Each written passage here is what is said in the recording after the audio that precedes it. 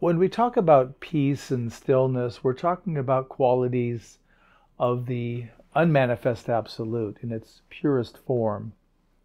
And the absolute is source to cessation. Cessation is both an experience and, let's say, a function, a location. Again, language fails, so I try to come up with words that are close, that will approximate.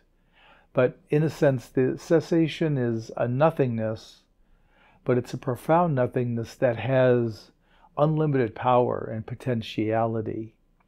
All of life, all of manifestation is sourced from cessation. And then it comes through the peace and stillness, the absence, and it comes into the manifest absolute. So the love, the presence, the awareness, and then with that, it'll spark into conditioned existence. And that's how all of life in a really simplistic way comes into being. So when we talk about peace, conceptual peace is the absence of conflict. So normally if we were talking about peace, we'd be talking about, well, at my work there are these people who were always in conflict and fighting, and one of them was on vacation for 2 weeks. And so there was just peace in the office. It was wonderful. So that's speaking and pointing to a lack of conflict or friction. And we can recognize that as peace, but we're talking about as non-conceptual peace. So non-conceptual peace isn't positioned for or against any concepts that would typically use for conflict. This peace has a wholeness, a completeness, and also an aliveness to it. So it's not a flat peace, meaning it's not a dull peace.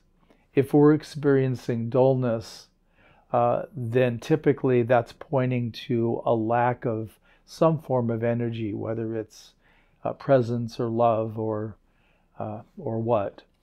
But within peace, there's absolutely an aliveness and potentiality.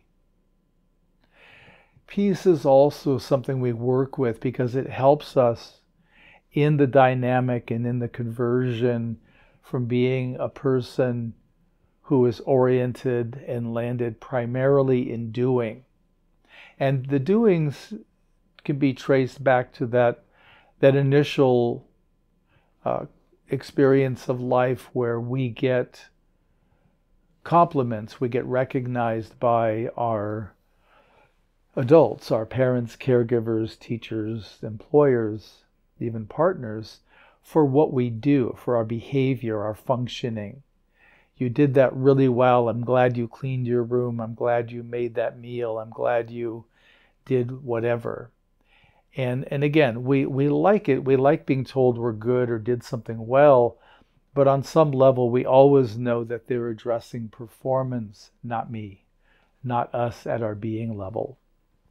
And so it's never quite satisfying.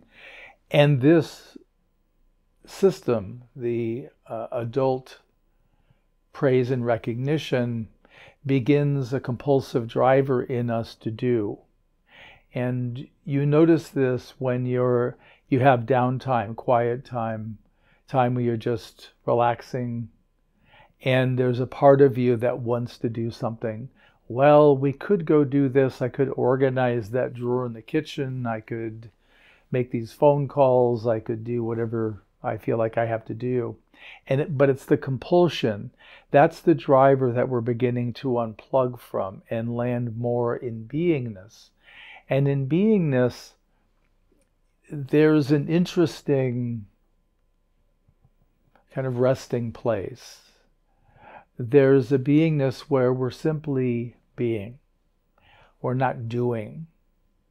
And we can get to where the beingness really becomes the source of our functioning, our activity. We do things and there doesn't seem to be really a driver or a motivation or compulsion. In the Zen tradition, they have a few supplemental activities that the Zen folks will do in Japan primarily. They have things like Zen archery, where these Zen practitioners will practice archery for hours a day. And their goal is to get to where they can draw the bow without using any muscles in their arm or their shoulder. So in effect, their hara is drawing the bow and the arrow and releasing it, and also the target, hitting the target, becomes part of the same oneness, the same beingness. And they work for many years to perfect this. There's also the kendo, which is a bamboo sword fighting. They look like fencing gear if you've seen fencers. And then they use these bamboo staffs that are slit lengthwise, and they do some form of battle. And that too is intended to get to where they're working on an intuitive level. They're moving away from concept and thinking and doing into a beingness. Now we do it with meditation. We're doing it based on orienting to the meditation, orienting to the absolute, being willing to relax our firm allegiance to who we are, maybe being willing to not know exactly who we are, maintaining and holding that question, the great mystery as it's called sometimes. So this relaxing from doing to being, there's also a quality of allowing. We're recognizing what's happening, we're accepting what's happening, even if it's not specifically our choice or preference. So as we begin this shift from doing to being, part of what happens is we begin to see more into the personality, which is what I've been talking around. And this is where we see that the personality is trying to maintain identity. It's trying to maintain a self-image. And ideally, it wants to project that self-image so others mirror it back, so they see us and recognize us. Because this is all a great dance, a great misdirection. We're trying to keep people from contacting our core wound, that wound that starts when we're infants or toddlers, and we elect to turn away from the unity, the undivided wholeness with the absolute, and we turn towards our caregivers and our society and family. And we knowingly and intentionally invest in them as the ultimate reality. And for most of us, it leaves us disappointed on some level. We feel that we have been removed from union with the absolute. We don't get that we're the ones who make that choice. And so this begins the core wound. We feel that we're so damaged, so broken, so helpless and hopeless, that the absolute even gave up on us and said, no, not you. Everybody else, but not you. And so that begins our story of being somehow valueless, worthless. And it could take lots of forms, being bad, broken, unlovable, hopeless, helpless, etc. And part of our journey on the path is at some point identifying what our specific core wound is.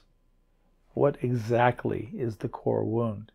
And we do this by working the pieces. We see our psychology get activated in unhelpful ways in our life, and we examine and look at that behavior. We look at the history. This is the focus of my next book I'm calling Liberating the Self, turning dysfunction or transforming dysfunction into authenticity.